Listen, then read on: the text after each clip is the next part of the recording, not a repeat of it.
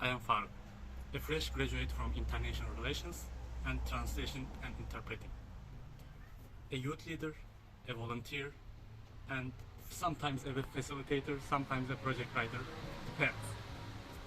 So during my time in university, I worked as a volunteer youth leader in Bolu Youth Center, which is a part of Ministry of Youth and Sports.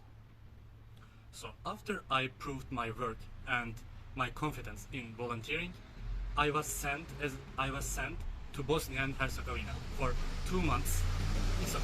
For 2 months short-term project. There, my duties included working with children with autism and services in elderly care home. So all of these are just the tip of the iceberg. Behind all of these titles lies a different journey. A journey that has shaped me into the person who I am today. A person with a burning passion for volunteering and making a difference in the lives of others. My story begins with a chapter in my life. A time when I was the only child of my family. A time when I heard the news of my mother's pregnancy with twin girls has surprised me. It had filled me with both joy and excitement at the same time. But the pregnancy itself has some unforeseen complications, doctors used to say. In normal cases, twin babies are supposed to be positioned on the right and left sides inside the mother's belly. But in the case of my sisters, they were positioned on the up and down side inside my mother's belly. So this made us fear that some health issues might have occurred.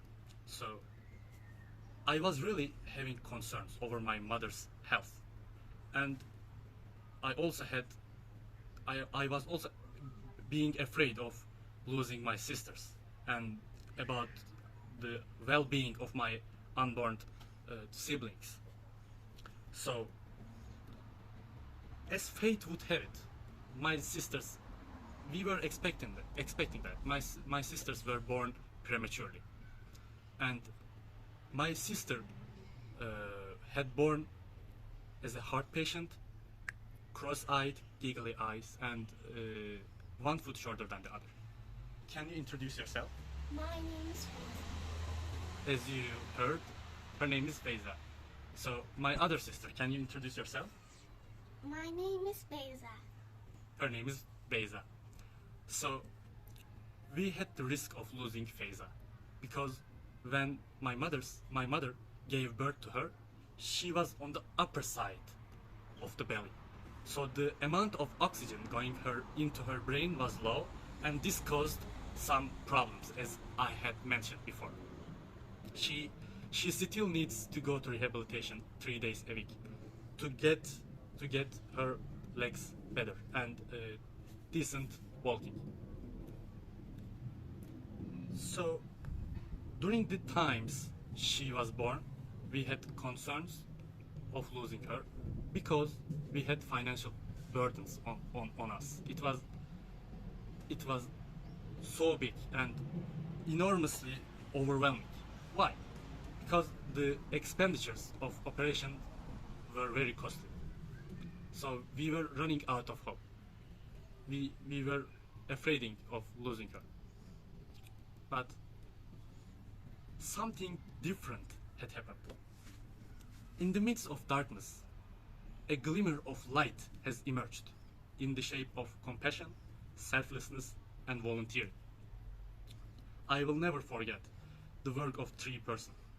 3 medical students, interns, 3 older sisters of mine, had put their effort and determination for a campaign, for a donation and fundraising campaign for Feyza's treatment.